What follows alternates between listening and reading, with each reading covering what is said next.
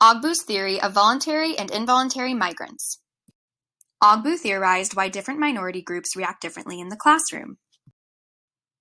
Ogbu suggests that a minority's success can be predicated upon how they came to the United States and how they view themselves in society. This idea is described in the cultural ecological theory. Cultural ecology is a theoretical approach that outlines how the culture and environment correlate to one another.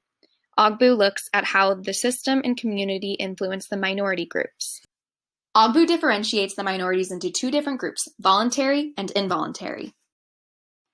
Voluntary minorities are groups of people who have willingly moved to the United States. They are people who have relocated for economic, social, or political reasons. Statistically, children of voluntary immigrants are often successful in school. Ogbu suggests that the way voluntary minorities view their situation influences their performance. Voluntary minorities have the autonomy to choose to be in the United States. Some are able to go to their homeland to use the skills that they learned in the United States, and their success could be measured by their homeland standards. And they feel like they need to assimilate into the Western way of life in order to succeed. Ogbu describes their experience through a positive dual frame of reference. They consider the United States as a place that will give them a better opportunity to be successful adults. As a result, the children and families of voluntary immigrants hold a strong value on academics.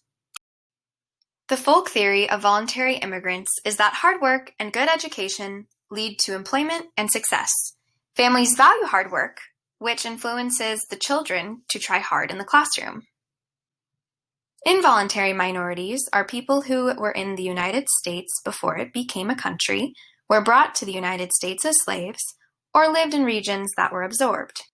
Statistically, people in involuntary minorities do worse in school, are less economically successful, and experience more severe prejudices. Involuntary minorities are forced to assimilate into mainstream society. Unlike voluntary minorities, the skills that are learned in the U.S. cannot be transferred to their homeland because this is their homeland. No one is accommodating for them.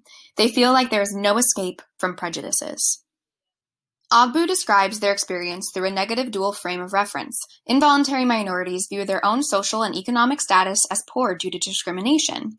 They see and feel the social injustices that are inflicted upon them by society. Involuntary immigrants believe that their effort in education is not enough to overcome the prejudices that they face in the United States. As educators, we should be mindful of these minorities in our classrooms.